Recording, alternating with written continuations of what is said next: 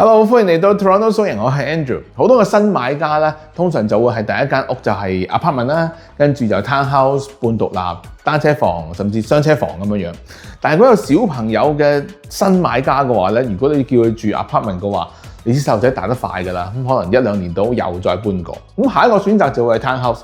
咁但係 townhouse 咧就係兩邊都有人夾住你喺中間嘅，窗咧就得前邊後邊，咁 depends 個座向啦，有機會係暗少少嘅。咁下一個選擇就係半獨立屋啦。咁究竟而家有冇一啲經經濟嘅半獨立屋咧？有呢一間喺 Arola， 帶大家一齊睇下呢一間屋幾靚仔㗎。呢間半獨立屋喺 Arola， 3間1睡房，4個洗手間，車房泊到1架車。Basement 完成咗㗎啦，1998年建成，2025年嘅地稅大約係4858蚊，lot size係25尺乘124尺，根據 MPAC 面積大約係2023尺。入到去玄關位置咧，就已經見到一個訂造櫃㗎啦，擺下雜物啦，其實幾好嘅。而我喺現場見到嘅感覺就有啲和風系列咯。左手邊嗰道門咧就係出車房㗎啦。客廁大約係走廊嘅位置，屋主咧亦都係已經重新翻新過晒㗎啦。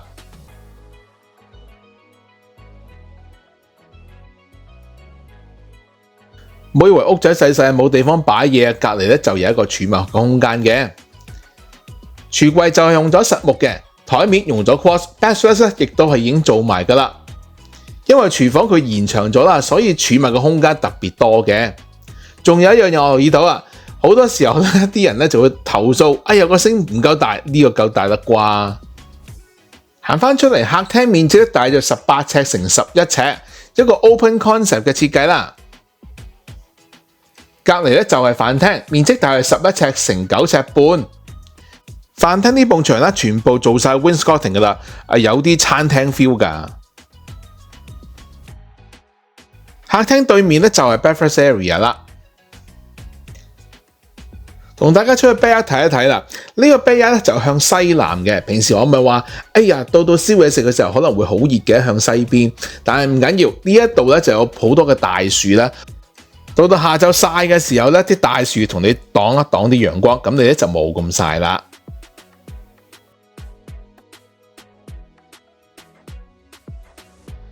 同大家上2樓睇一睇啦，我就好中意呢條樓梯㗎嚇。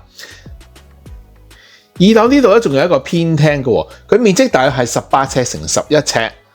呢度咧就向東邊嘅，所以朝頭早嘅話好光猛㗎。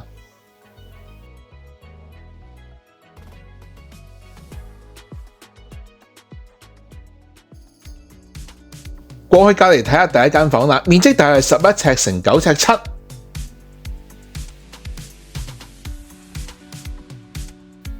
第二間房面積就差唔多啦。大約係12尺乘9尺7，仲有一樣喎，通常呢啲房咧喺側邊咧就暗啲嘅，但係呢一個係好光噶。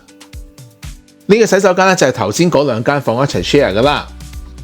留意到嘛？頭先客廁啊，呢個洗手間啊，屋主亦都係全部翻新過晒噶啦。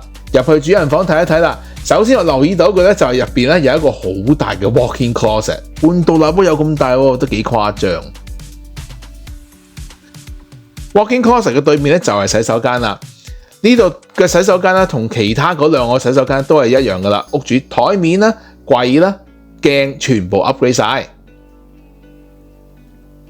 輪到主人房啦，面積大約18尺3乘11尺，半獨立屋嚟講都夠晒闊落噶啦。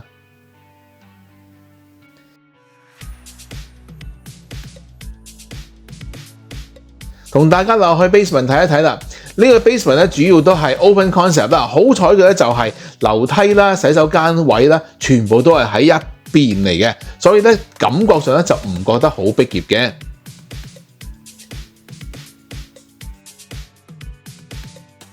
basement 都有個房嘅喎，仲非常之大添，面積大約係17尺乘12尺8。屋我睇完啦，睇下附近環境啦嚇。最近嘅 Sobeys Longo's 大約係4分鐘到。咪以為 Arola 冇唐人超市啊，有3間，分別就係6至到8分鐘，其中一間仲要係大東華添。行遠少少仲有 Walmart。交通方面啦， 4分鐘就到火車站。要上 highway 嘅話，向翻東邊少少5分鐘。附近咧有2個 plaza， 分別3至6分鐘啦，就喺 Bayfield Wellington 啦，同埋 Leslie Wellington 嘅。要去大 mall 嘅話，向翻北邊13分鐘就係 Upper Canada Mall。附近咧有2個公園，其中一個咧就係打 baseball 嘅，分別就係5分鐘。圖書館5分鐘，大約6分鐘到啦，仲有一個溜冰場添。輪到學校啦，學校就犀利啦。小學 Aurora Grove， 中學 Dr. Jill Williams。根據 Fraser Institute， 小學排名433，中學排名28。輪到價錢同地址啦，呢一間屋嘅地址咧喺下面 description 可以揾得到噶啦。10月8號收 offer。根據調查，由6月到而家有4間半獨立屋喺呢一區賣出嘅，佢哋分別咧就係3+1睡房啊、4個睡房啊咁樣，3至到5個洗手間啦，平均地稅係4009蚊，平均賣出價錢咧就108萬。如果你想有更加詳細嘅資料嘅話，你可以俾你 email 我會 forward 俾你。加拿大夏天、冬天嘅太陽咧都可以幾犀利嘅，夏天係長啦，冬天有啲雪就反光啦咁樣，咁所以有啲人咧就會用呢一啲嘅 shutter，California shutter， 佢哋咧多數咧都係長方形嘅，但係有陣時咧我哋見到有啲窗咧就上面有個半圓形嘅喎，咁呢啲點樣去做咧？我之前咧就見過有一啲人咧就會係成個咁樣嚟到做嘅，連埋上邊。好似一個切出嚟嘅麵包咁樣嘅，但係有一次咧，我睇樓嘅時候咧，覺得幾得意，想同大家分享一下。佢係咁樣嘅喎，下邊係照樣長方形啦，上邊咧就一格格咁樣，好似個樓梯級咁樣。好處咧就你都可以控制到有幾多光入嚟啦，唔需要全部一次過開晒咁樣。但係小心一樣嘢就係呢啲 California shutter 咧，我自己覺得嚇就應該用喺一啲長期都有太陽曬住嘅地方。因為呢一啲 California shutter 啦，你可以睇到中間咧、側邊咧，其實都仲有好多位係遮住咗啲光嘅。如果你嗰個地方係比較暗啲嘅話，就算你開晒呢啲掩都好啦，其實大約都有20% 到嘅光咧，都會俾隔咗嘅。咁所以整個間就好似暗咗少少。希望呢個小 tips 可以幫到大家揀窗簾嘅時候揀到個最適合自己嘅。下次再見，拜拜。我今日嘅介紹就到呢一度。鍾意我 channel 嘅話，可以 subscribe 我 channel， 再撳埋隔離個鐘仔，就可以收到我最新嘅消息啦。